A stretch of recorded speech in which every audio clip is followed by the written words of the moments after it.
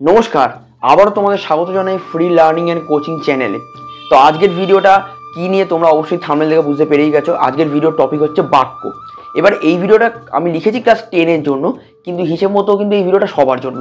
তার কারণ হচ্ছে ক্লাস 7, 8, 9, 10 তুমি যে ক্লাসেই পড়ো না কেন, বাক্য সম্বন্ধে তোমার একটা স্পষ্ট ধারণা থাকা অবশ্যই দরকার।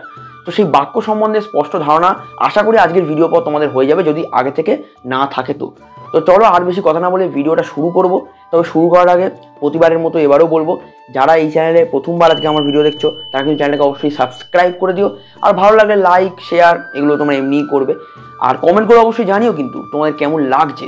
কমেন্টটা তোমরা করো না, এটা কিন্তু খুব খারাপ কাজ। কমেন্টটা অবশ্যই করবে। আর আগের সপ্তাহের যে ভিডিওটা নবম শ্রেণীর জন্য আমরা, এছাড়া অন্যান্য যত ভিডিও আছে সবই আই বাটনে দেওয়া থাকছে, তোমরা আই বাটন থেকে একবার ক্লিক করে ভিডিওগুলো পারলে দেখে নিও। তাহলে চলো আর বেশি কথা না বলে শুরু করছি আজকের ভিডিও। আজকের আমাদের টপিক হচ্ছে বাক্য। তো দেখো, বাক্য, এই বাক্য সম্বন্ধে জানতে গেলে তোমাদের আগে জানতে হবে বাক্য কাকে বলে। বাক্যের আগেও যেটা জানা দরকার সেটা হচ্ছে শব্দ। তো আমরা জানি কি শব্দ কাকে বলে। শব্দ হচ্ছে কয়েকটি পাশাপাশি বসা অক্ষর যদি একটি নির্দিষ্ট অর্থ প্রকাশ করে তাকে আমরা বলি শব্দ। যেমন একটা ধরে নাও, আমি বললাম কলম, ঠিক আছে, যে কলম কলম পরপর বসলো দিয়ে তৈরি করলো কলম নামক শব্দটি। তেমনভাবে আমি যদি কয়েকটা শব্দকে পাশাপাশি বসিয়ে একটা অর্থ প্রকাশ করতে পারি তাহলেই সেটা হবে একটা বাক্য। যেমন ধরো আমি বললাম যে এটি আমার কলম। তাহলে দেখো এখানে তিনটি শব্দ আছে, কি একটি এটি, আমার এবং কলম। এবার এখানে যখন কোনো বাক্যের মধ্যে কোনো শব্দ বসে পড়ে তখন সেই শব্দগুলোকে কিন্তু আর শব্দ বলে না, তখন তারা কি হয়ে যায়, তাদের নাম হয়ে যায় পদ। অর্থাৎ এটা 1 নম্বর পদ, 2 নম্বর পদ এবং 3 নম্বর পদ। অর্থাৎ এই তিনটে পদ দিয়ে একটি বাক্য তৈরি হয়েছে, বা তিনটে শব্দ দিয়ে পাশাপাশি বসে একটা বাক্য তৈরি হয়েছে। এবার দেখো, বাক্য হতে গেলে শুধু শব্দগুলো পাশাপাশি বসলেই হয় না, আমি তোমায় যেটা বললাম অর্থ থাকতে হয়। তো বাক্য নির্মাণের তিনটে শর্ত আছে। বাক্য নির্মাণের জন্য কিছু শর্ত আছে, ঠিক আছে।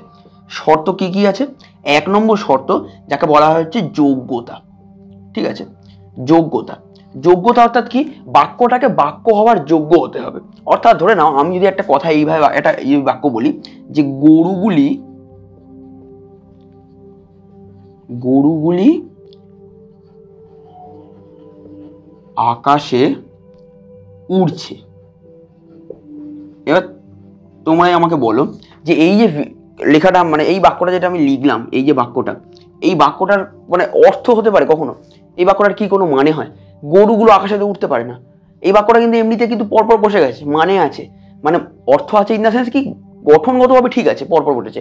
গুলি আকাশে উড়ছে, বিভক্তি পদের সাথে যুক্ত হয়েছে, সব ঠিক আছে, কিন্তু বাক্যটার যোগ্যতা নেই। এই বাক্যটাকে বলা যাবে যোগ্যতাহীন বাক্য, ঠিক আছে, যোগ্যতাহীন বাক্য। অর্থাৎ বাক্যটার মধ্যে বাক্য হওয়ার জন্য যে যোগ্যতা লাগে সেটা এই বাক্যটা নেই, ঠিক আছে। এরপরে 2 নম্বর শর্ত কি? 2 নম্বর শর্ত হচ্ছে আকাঙ্ক্ষা। আকাঙ্ক্ষা, আকাঙ্ক্ষা অর্থাৎ কি? আকাঙ্ক্ষা মানে একটা কিছু জানার ইচ্ছা। ধরে নাও আমি একটা বাক্য এখানে লিখছি, যে বাক্যটিতে আমি বলছি যে তুমি আমার বাড়ি। এবার এই যে কথাটা আমি বলছি তুমি আমার বাড়ি, বাক্যটা শেষ হলো? শেষ তো হলো না। তুমি আমার বাড়ি কি বাক্য হয়? বাক্যটার তো পরে একটা কিছু অংশ রয়েছে। অর্থাৎ বাক্যটা আমি অর্ধেক বললাম বা অর্ধেকের একটু বেশি বললাম, বলার পর বললাম আর কিছু। এই বাক্যটা কিন্তু বাক্য নয়, এই বাক্যটা আকাঙ্ক্ষা নেই। বাক্যটার মধ্যে মানে বাক্য তো হতেই পারেনি, এটা আকাঙ্ক্ষা নেই বলেই এটা বাক্য হতে পারেনি। তুমি আমার বাড়িতে বাড়ি এসো, যদি আমি এটা বলতাম এসো, তাহলে বাক্যটা হতো। তাহলে এই এসো অংশ যদি আমি মুছে দিই তাহলে এটা বাক্য থাকছে না, তখন এটা বলা যাচ্ছে কি আকাঙ্ক্ষাহীন বাক্য। এটাকে আমরা বলবো আকাঙ্ক্ষাহীন বাক্য, ঠিক আছে। তাহলে আকাঙ্ক্ষা বোঝা গেল এবং যোগ্যতা বোঝা গেল। এবার 3 নম্বরে যে বাক্য গঠনের শর্ত আসে সেটা কি? সেটা হচ্ছে আসত্তি। সেটাকে বলা হয় আসত্তি। আসত্তি অর্থাৎ কি? আসত্তি মানে হচ্ছে, পরসত্তি শব্দটার একটা অর্থ আছে। শব্দটার অর্থ হচ্ছে পরস্পর উন্নীত পদযুগল। অর্থাৎ ব্যাপারটা কি না, আসত্তি কথার অর্থ হচ্ছে পরপর উন্নীত হতে হবে। উন্নীত অর্থাৎ সম্পর্কিত। মানে ব্যাপারটা দেখো, একটা বাক্য যদি আমি বলি যে বিকেলে মাঠে আমি যাই সাথে খেলতে তোর। এই বাক্যটার মধ্যে তুমি ভালো করে দেখো, এই বাক্য সব রয়েছে। যোগ্যতা আকাঙ্ক্ষাপূর্ণ হয় কিন্তু আসক্তি নেই, অর্থাৎ কি পর পর বসেনি। বিকেলে মাঠে আমি যাই সাথে খেলতে তোর, এটাকে তো গুছিয়ে লেখা উচিত ছিল। বাক্যটা হতো কি যে তোর সাথে বিকেলে আমি মাঠে খেলতে যাই, বাক্যটা এটা হতে পারতো। কিন্তু তা না হয় যখন বাক্যটা এইভাবে বসে গেছে তখন এটা আসক্তি নেই। তাহলে আমরা প্রথমে যেটা শিখতে পারলাম যে বাক্য গঠনের জন্য কিন্তু আমার তিনটে শর্ত লাগে, তিনটে কন্ডিশন লাগে। কি? 1 নম্বর হচ্ছে যোগ্যতা, 2 নম্বর আকাঙ্ক্ষা এবং 3 নম্বর হচ্ছে আসক্তি। এই তিনটে ছাড়া কিন্তু বাক্য গঠিত হতে পারে না। তাহলে বাক্য গঠনের শর্তগুলো কি সেটা তোমরা শিখলে। এরপর আমরা জানবো যে বাক্য কত রকমের হতে পারে। আমরা আগেই আলোচনা করলাম যে বাক্যের মধ্যে যে শব্দগুলো থাকে তাদেরকে বলা হয় পদ। এবার এই পদগুলো কিন্তু বিভিন্ন আলাদা আলাদা নাম থাকে। মানে ধরো কোনো পদের নাম ক্রিয়াপদ, কোনো পদের নাম বিশেষ্য পদ, বিশেষণ পদ, এগুলো তোমরা তো আগে শিখেছো অবশ্যই। এবার যে পদগুলো যে থাকছে এই পদগুলোর মধ্যে কোন পদটা অবশ্যই থাকতে হয় সবাই জানো, ক্রিয়াপদ। এবার ক্রিয়াপদ, ক্রিয়া আবার 2 রকমের হয় বাক্যের মধ্যে। কি হয়? সমাপিকা এবং অসমাপিকা। ক্রিয়াপদ সম্বন্ধে আমি আলোচনা করি, কেন আলোচনা করছি সেটা তোমরা পরে বুঝতে পারবে। ক্রিয়াপদ, ক্রিয়াপদ ক রকমের হতে পারে না, একরকম হচ্ছে কি সমাপিকা ক্রিয়াপদ, আর হচ্ছে অসমাপিকা ক্রিয়াপদ। এবার এখানে কিন্তু ইংলিশটাতেও না, ইংলিশ গ্রামার যদি তোমরা বলো সেখানেও ব্যাপারটা অনেকটা এরকমই, অনেকটা কি পুরোটাই একই। সমাপিকাকে বলা হয় ফাইনাইট ভার্ব, অসমাপিকাকে বলা হয় ইনফাইনাইট ভার্ব ইত্যাদি। এবার এই যে সমাপিকা ক্রিয়া, এর কাজ কি? এ বাক্যকে শেষ করে, অর্থাৎ বাক্যের শেষে থাকে বা বাক্যের শেষ ঘটায়। আমি বলছি যদি শেষ ঘটায় ইন দ্য সেন্স না বাক্যটার অন্ত ঘটায়, এটা বাক্যের অর্থপূর্ণ প্রকাশ করে। অসমাপিকা কিন্তু বাক্যকে সম্পূর্ণ করতে পারে না, বাক্যকে সম্পূর্ণ করতে পারে না।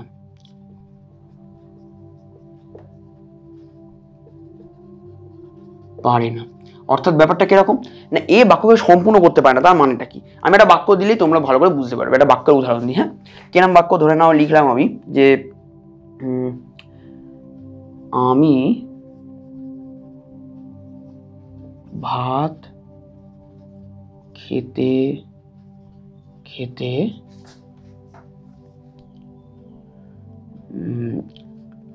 টিভি দেখছিলাম। এই যে বাক্যটা লিখলাম আমি, এখানে তুমি দেখো দুটো ক্রিয়াপদ আছে, একটা হচ্ছে দেখছিলাম, একটা হচ্ছে খেতে খেতে।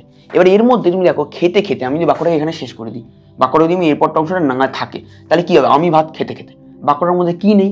অবশ্যই তোমরা জানো আকাঙ্ক্ষা নেই। তাহলে আকাঙ্ক্ষা না থাকার জন্য কিন্তু এটা বাক্য হতে পারছে না। তাহলে এই ক্রিয়াপদটা কি ক্রিয়াপদ? এটা হচ্ছে অসমাপিকা, অসমাপিকা। আর এইটা হচ্ছে কি? এটা হচ্ছে সমাপিকা। খুব সহজ। এবারে যে সমাপিকা অসমাপিকা ক্রিয়া, এগুলো আমি কেন আলোচনা করলাম তার কারণ হচ্ছে এবার আমরা পড়বো বাক্যের গঠনগত কটা বাক্য হয়, অর্থাৎ গঠনগত বাক্যের শ্রেণীবিভাগ। তো দেখো বাক্যের গঠনগত শ্রেণীবিভাগ আমরা আজকে আলোচনা করব। তো গঠনগত শ্রেণীবিভাগ 3 রকমের হয়। বাক্য গঠনগতভাবে 3 প্রকারের হয়, ঠিক আছে? কি কি 3টে প্রকারের হয়? একটি হচ্ছে সরল বাক্য, যাকে তোমরা ইংলিশে সবাই হয়তো জানো সিম্পল সেন্টেন্স, এবং 2 নম্বর হচ্ছে যৌগিক বাক্য, যৌগিক বাক্য যাকে ইংলিশে বলা হয় কম্পাউন্ড সেন্টেন্স, এবং আছে হচ্ছে জটিল বাক্য যাকে ইংলিশে বলা হয় কমপ্লেক্স সেন্টেন্স। আরেক ধরনের বাক্যর কথা এখানে বলা হয় যদিও বা, সেটা হচ্ছে মিশ্র বাক্য, তবে সেটা বেশি আমাদের আলোচনা আসে না বলে আমরা এখন কথাটাকে আলোচনা করব না। সরল, যৌগিক, জটিল। এবার বাক্য কিরকম ভাবে হয় দেখো, সোজা কথা ভালো করে বলছি, মন দিয়ে শুনলে তোমরা অবশ্যই বুঝতে পারবে। সরল বাক্য হচ্ছে সেই বাক্য যে বাক্যে একটি সমাপিকা ক্রিয়া আছে এবং একাধিক সমাপিকা ক্রিয়া থাকতেও পারে, নাও থাকতে পারে। অর্থাৎ কি? ধরে নাও আমি একটা দুটো বাক্য লিখি, তাহলে বুঝতে পারবে। একটা হচ্ছে ধরে আমি ভাত খাই, খুব সহজ বাক্য, সরল, বাস্তবেই সরল। আমি ভাত খাই, এই বাক্যটা হচ্ছে অতিরিক্ত একটা সহজ বাক্য। এই বাক্যটা আমি ভাত খাই, এর মধ্যে খাই ছাড়া আর কোনো ক্রিয়াপদ নেই। আমি হচ্ছে আমাদের যে কর্তা এবং ভাত হচ্ছে কর্ম, ব্যাস, গল্প শেষ। খুব সরল বাক্য, একটাই সমাপিকা ক্রিয়া থাকবে এবং সাবজেক্ট একটা থাকতে পারে, অনেক থাকতেও পারে, সেটা অসুবিধা নয়। অসমাপিকা ক্রিয়া সরল বাক্যতে থাকতেও পারে, নাও থাকতে পারে, আমি বললামই যেটা তোমাদেরকে। তাহলে ধরে নাও আমি এই বাক্যটা লিখি এখানে যে রবি ও শ্যামল আমার বন্ধু। এবার এখানে তোমরা ভালো করে লক্ষ্য করলে দেখবে বাক্যতে ক্রিয়াপদই নেই, কিন্তু তোমরা তো এটা আগেই জানো যে ক্রিয়াপদ সবসময় থাকতে হয় তা না, উজ্জ থাকতে পারে। রবি এবং শ্যামল এখানে একটা হয় আছে, হয় যেটা মানে উজ্জ আছে। রবি ও শ্যামল হয় আমার বন্ধু, হয়টা না বললেও হয়, বললেও হয়। আর অসমাপিকা ক্রিয়া কিরকম থাকতে পারে, যেটা আমি আগের বাক্যটা লিখলাম না তোমাদের কাছে, ওই যে আমি ভাত খেতে খেতে টিভি দেখছিলাম, ওখানে খেতে খেতে, ওটা কিন্তু একটা সরল বাক্য। যৌগিক বাক্য এবার তাহলে কাকে বলবো? তাহলে সরলটা বোঝা যাচ্ছে, সরল কি, যৌগিক কাকে বলবো? অর্থাৎ কম্পাউন্ড, ইংলিশে একেবারে সেম ব্যাপারটা। অর্থাৎ যৌগিক বাক্য হচ্ছে দুটো আলাদা সরল বাক্যকে কোনো একটা সংযোজক অব্যয় দিয়ে যুক্ত করা হয়েছে। সংযোজক অব্যয় ব্যাপারটা কি? সংযোজক অব্যয় হচ্ছে ধরে নাও এবং, ও, আর, কিন্তু ইত্যাদি প্রভৃতি যে শব্দগুলো আছে, এই শব্দ, এরকম ধরনের শব্দগুলোকে বলা হয় কি? এগুলোকে বলা হয় সংযোজক অব্যয়। ঠিক আছে, সংযোজক অব্যয়। এই শব্দগুলো দিয়ে যদি কোনো বাক্য জোড়া থাকে তাহলেই তাদেরকে আমরা বলবো যৌগিক বাক্য। যেমন সহজ একটা উদাহরণ কি দেওয়া যেতে পারে? একটা উদাহরণ দেওয়া যেতে পারে যে রবি আমার বন্ধু, কিন্তু সে আমার সাথে কথা বলে না। ভালো করে দেখো, এখানে কিন্তু রবি আমার বন্ধু এটা একটা আলাদা বাক্য, এবং সে আমার সাথে কথা বলে না এটা একটা বাক্য, মাঝখানে কিন্তু দিয়ে এটাকে জোড়া হয়েছে। ঠিক আছে, এটা যৌগিক বাক্য। এবার তুমি একটা প্রশ্ন করতেই পারো, অনেক প্রশ্ন আসতে পারে, তাহলে কি রবি ও শ্যামল আমার বন্ধু এটা কি যৌগিক? না, এটাকে যৌগিক করা যেতে পারে, কিন্তু এটা এখন যৌগিক নয়। এই অবস্থায় কিন্তু এটা দাঁড়িয়ে সরল, এটাকে যৌগিক করতে পারি আমরা। সেটা পরে আমরা পরের ভিডিওতে সেটা নিয়ে আলোচনা করবো, কিভাবে বাক্যকে ট্রান্সফার করা যায়, মানে বাক্যের চেঞ্জ আর কি, বাক্যের পরিবর্তন, মানে যৌগিক থেকে জটিল, এগুলো আমরা পরের ভিডিও, এই ভিডিওতে সেটা হচ্ছে না আলোচনা। তো যৌগিক বাক্য হচ্ছে এরকম ধরনের বাক্য যেখানে এই সংযোগ অব্যয়গুলো দিয়ে জোড়া হচ্ছে বাক্যকে, এবং তাতে ভালো করেই বুঝতে পারছো এখানে কিন্তু তার মানে আমার সাথে কথা বলে না এটা একটা সমাপিকা ক্রিয়া, এটাও একটা সমাপিকা ক্রিয়া। অর্থাৎ দুটো সমাপিকা ক্রিয়া থাকতে পারে, দুটো থাকবেই, আরো বেশি থাকতে পারে বড়। ঠিক আছে, আর অসমাপিকা ক্রিয়া থাকতেও পারে, না থাকতে পারে, এই ব্যাপারটা একই। এবারে জটিলে চলে যাবো আমরা। জটিল বাক্যটা হচ্ছে সবচেয়ে জটিল, কিন্তু আমার মনে হয় জটিলটাই বেশি সহজ। জটিলটা কি? জটিল বাক্য হচ্ছে দুটো বাক্য তো থাকবে, এবার দুটো বাক্যের মধ্যে, মানে দুটো বাক্য ঠিক নয়। আচ্ছা, এখানে তো একটা জিনিস বলে নেওয়া তোমার জরুরি, এই যে বাক্য সরল বাক্যের ক্ষেত্রে যদি আমি বলি, যৌগিক বাক্যের ক্ষেত্রে বাক্যের খণ্ড অংশ, হ্যাঁ, এখানে সেটা বেশি প্রাধান্য পাবে, অপ্রধান এবং প্রধান, মানে কে বাক্যটার মধ্যে কোন বাক্যাংশ, যাকে বাক্যাংশকে ইংলিশে বলা হয় ক্লজ, তো ওই বাক্যাংশের কোন বাক্যাংশটা আমাদের কাছে ইম্পর্টেন্ট সেটাকে আমরা বলি প্রধান বাক্যাংশ, এবং যে মানে বাক্যখণ্ডটা আমাদের কাছে অতটা প্রধান নয়, অতটা গুরুত্বপূর্ণ নয়, সেটাকে আমরা বলি অপ্রধান বাক্যাংশ। মানে বলতে পারো তুমি ইংলিশে যাকে বলা হয় প্রিন্সিপাল ক্লজ এবং সাবঅর্ডিনেট ক্লজ। তো জটিল বাক্যটার ক্ষেত্রে দেখো, একটা বাক্য বলি, খুব সহজ বাক্য, যদি বৃষ্টি হয় আমি যাব না। ভালো করে দেখো, যদি বৃষ্টি হয় আমি যাব না, এর মধ্যে কোনটা ইম্পর্টেন্ট বলতো বাক্যটার মধ্যে? মানে এই বাক্য পুরো এটা বাক্যের মধ্যে কোন বাক্যাংশটা বা বাক্যের কোন অংশটা বেশি পরিমাণে প্রয়োজনীয়, বা কোনটা একা থাকলেই হয়ে যেতে পারে, সেটা হচ্ছে এইটা, আমি যাব না। এ একা একা বসে যেতে পারে, এ একটা আলাদা বাক্য, কিন্তু যদি বৃষ্টি হয় এটা কোনো বাক্য হচ্ছে না। তার মানে বোঝা যাচ্ছে কি, এই যদি বৃষ্টি হয় কার উপর নির্ভরশীল? আমি যাব না থাকার উপর নির্ভরশীল। এবার আবার উল্টো ব্যাপার আছে, আমি যাব না, এই যে আমার তাহলে মানে যাওয়াটা, আমার যাওয়াটা বা যাওয়া নাটা নির্ভর করছে কার উপরে? বৃষ্টির ওপরে।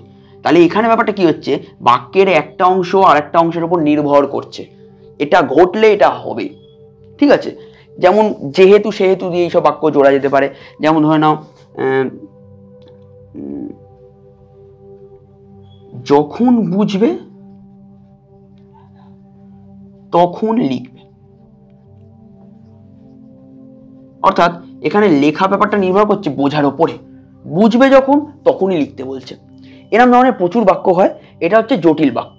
তাহলে তোমরা আর মিশ্র বাক্য সম্বন্ধে আমি বেশি আলোচনা এখানে করলাম না। মিশ্র বাক্য মানে কিছুই না, একটা জটিল বাক্যের সাথে একটা যৌগিক বাক্য যদি পাশাপাশি বসে যায় তাহলেই তার মিশ্র বাক্য হয়ে যায়। সেটা উদাহরণ তোমরা বইতে আছে, তোমাদের ব্যাকরণ বইতে তোমরা দেখে নিতে পারবে। তো এরপরে আমরা যেটা আলোচনা করবো সেটা হচ্ছে বাক্যের আরেকটা শ্রেণীবিভাগ। এটা তো বাক্যের কি শ্রেণীবিভাগ ছিল? এটা হচ্ছে বাক্যের গঠনগত শ্রেণীবিভাগ ছিল। ঠিক আছে, গঠনগত, তো বাক্যের স্ট্রাকচারাল। এরপরে আমরা জানবো বাক্যের অর্থগত বাক্য কয় ধরনের হয়। ঠিক আছে, তো চলো সেটা আগে আলোচনা করা যাক। তো বাক্যের গঠনগত শ্রেণীবিভাগ সম্বন্ধে আমরা জানলাম। এবার আমরা জানবো বাক্যের অর্থগত শ্রেণীবিভাগ সম্বন্ধে। এবার এই অর্থগত শ্রেণীবিভাগ অর্থাৎ বাক্যর মিনিংটা কি সেই অনুযায়ী বাক্য ক রকমের হয়। এবার বাক্যের অর্থগত শ্রেণীবিভাগে বাক্য 7 রকমের হতে পারে, তোমরা দেখতেই পাচ্ছ এখানে লেখা রয়েছে। আমরা ধীরে ধীরে এক একটা করে আলোচনা করব। প্রথমেই যে বাক্য নিয়ে আলোচনা হবে সেই বাক্যটা হচ্ছে নির্দেশক বাক্য। নির্দেশক কাকে বলে? মানে যে বাক্য কিছু নির্দেশ করে। এবার নির্দেশক বাক্য আবার 2 রকমের হয়, ঠিক আছে? ক রকমের? 2 রকম, অর্থাৎ কি কি? একটি হয় কি সদর্থক এবং একটি হয় ন অর্থক, ঠিক আছে? একটি হয় ন অর্থক। এবার ন অর্থক মানে সোজা কথায় এটা হচ্ছে নেগেটিভ অ্যাফার্মেটিভ এবং এটা হচ্ছে নেগেটিভ সেন্টেন্স। তার মানে বলতে পারো এটাকে হ্যাঁ বাচক বা না বাচক। তা বাক্যের উদাহরণ তোমরা খুব জানো, যেমন আমি তোমার বন্ধু, আমি তোমার বন্ধু হ্যাঁ বাচক একটা বাক্য। এবং ন অর্থকে এই বাক্যটাকেই ট্রান্সফার যদি করা যায়, ট্রান্সফার যদিও আমি তোমাদেরকে চেঞ্জ মানে ট্রান্সফরমেশন বা বাক্যের পরিবর্তন সেটা আমি পরের ভিডিওতে শেখাবো, কিন্তু তাও আমি এই ভিডিওকে যদি এই বাক্যটাকে এখানে মানে চেঞ্জ করি তাহলে উত্তর হবে কি জানো তো? আমি তোমার শত্রু নয়, আমি তোমার শত্রু নয়। দেখো নাবাচক হয়ে গেল। আমি তোমার বন্ধু, আমি তোমার শত্রু নয়, এটা যদিও এটারই চেঞ্জ হলো, একই মিনিং থাকলো, যদিও সেটা পরের ভিডিওতে আমরা বিস্তারিত আলোচনা করবো। এরপর চলে যাবো আমরা প্রশ্নবাচক বাক্যে। প্রশ্নবাচক বাক্য মানে প্রশ্ন করা হচ্ছে যে বাক্যেতে, যেমন হচ্ছে তুমি কে, খুব ছোট বাক্য, তুমি কে। অনুজ্ঞাবাচক, অনুজ্ঞাবাচক মানে যেখানে আর কি যে বাক্যেতে বিভিন্ন আদেশ করা হচ্ছে, ঠিক আছে? আদেশ, অনুরোধ ইত্যাদি। আদেশ, অনুরোধ, যেমন ধরে নাও তুমি এখানে বাক্যের উদাহরণ হিসেবে ধরতে পারো যে যাও দরজা খোলো, ঠিক আছে? যাও দরজা খোলো। বা বলা হচ্ছে যে আমাকে অনুমতি দাও, আমাকে অনুমতি দাও, অনুরোধ করা হচ্ছে, ঠিক আছে? এটা হতে পারে। ইচ্ছাবাচক, ইচ্ছাবাচক মানে কেউ তোমাকে আশীর্বাদ করছে, মানে ধরে নাও কেউ তোমায় বলছে তোমার মঙ্গল হোক, তোমার মঙ্গল হোক, আশীর্বাদ করছে। বড়রা আমাদের করে, আমরা জানি সবাই, বড়রা আমাদেরকে আশীর্বাদ করে, তো তোমার মঙ্গল হোক, এটা এক ধরনের। সন্দেহবাচক, যেখানে সন্দেহ প্রকাশ পাচ্ছে, ধরে নাও এখানে একটা বাক্যের উদাহরণ দেওয়া যেতে পারে কিরকম, সে কি সত্যি চোর, মানে কারোর একটা চোর সম্বন্ধে সন্দেহ জাগছে, এটা কিন্তু প্রশ্নবাচক নয়। প্রশ্নবাচক অবশ্যই সন্দেহবাচক, সে কি সত্যি চোর, অর্থাৎ সে মানে তাকে ছেড়ে চোর সে নিয়ে সম্ভাবনা আছে, সম্ভাবনা থাকতে পারে আর কি, সেটা প্রকাশ পাচ্ছে এখানে, সে কি চোর। আবেগ সূচক, অর্থাৎ যেখানে আবেগ প্রকাশ পাচ্ছে, হৃদয়ের আমাদের ভালোবাসা, দুঃখ, ঘৃণা ইত্যাদি সব প্রকাশ পাচ্ছে। ধরে না এখানে বলা হলো যে তোমার থেকে এটা আমি আশা করিনি, তোমার থেকে আমি এটা আশা করিনি। এখানে দেখো একটা দুঃখ প্রকাশ পাচ্ছে, অভিমান প্রকাশ পাচ্ছে, যে কেউ একটা কাউকে বলছে যে তোমার থেকে আমি এটা আশা করিনি, অন্য সবাই করতেও পারতো কিন্তু আমি ভাবিনি যে তুমি এরকম করবে। এটা একটা আবেগ সূচক বাক্য। এবং শর্ত সাপেক্ষ বাক্য, যেটা আমি ওই বাক্যটা জটিল বাক্য উদাহরণ দিয়েছিলাম, যদি বৃষ্টি হয় আমি যাবো, শর্ত সাপেক্ষ মানে নির্ভর করছে এর ওপর কেউ একটা। যেমন এখানে ধরো এই বাক্যের উদাহরণে আমি বলছি, ধরে নাও লিখলাম যে বৃষ্টি হলে কাদা হবে। তো বুঝতেই পারছো এখানে বৃষ্টি হওয়াটার উপর কাদা হওয়াটা নির্ভর করছে। বৃষ্টি যদি হয় তো কাদা হবে, অর্থাৎ কাদা হওয়াটা শর্ত হচ্ছে বৃষ্টি হওয়া, কাদা হওয়াটা শর্ত হচ্ছে বৃষ্টি হওয়া, তা না হলে কিন্তু বৃষ্টিটা হবে না, এই কাদাটা হবে না। আজকের ভিডিওতে আমি তোমাদেরকে শেখালাম যে বাক্যের শ্রেণীবিভাগ কয় ধরনের হয়, বাক্য গঠনগত এবং অর্থগতভাবে কয় ধরনের হতে পারে। পরের ভিডিওতে আমি তোমাদেরকে শেখাবো যে বাক্যের এই যে জটিল থেকে যৌগিক, যৌগিক থেকে সরল, বা ধরে নাও জটিল থেকে সরল, এই গঠনগত পার্থক্য পরিবর্তনগুলো এবং অর্থগত একটা আবেগসূচক বাক্যকে কীভাবে তুমি নির্দেশক করবে, একটা নির্দেশককে কীভাবে তুমি প্রশ্নবাচক করবে, অর্থ সেম রেখে, সেইটাকে আমি তোমাদেরকে পরের ভিডিওতে শেখাবো। তো পরের সপ্তাহে শনিবার সেই সংক্রান্ত ভিডিও আসবে। আজকে তোমরা এই ভিডিওটা দেখে নাও এবং যত বন্ধু আছে তোমাদের সবাইকে কিন্তু শেয়ার করে দাও ভিডিওটা, যাতে তারা সবাইও দেখতে পারে। এবং পরের সপ্তাহে শনিবারের জন্য অপেক্ষা করো, শীঘ্রই পরের সপ্তাহে শনিবারে আমি তোমাদের ভিডিওটা নিয়ে চলে আসবো। আর আজকের ভিডিও তাহলে এইটুকুই ছিল। তোমার সাথে আবার দেখা হচ্ছে পরের সপ্তাহে শনিবার। ততক্ষণের জন্য ভালো থেকো, সুস্থ থেকো, ফ্রি লার্নিং অ্যান্ড কোচিং চ্যানেলকে এইভাবেই সাপোর্ট করতে থেকো। আসছি, দেখা হচ্ছে পরের সপ্তাহে শনিবার। বাই।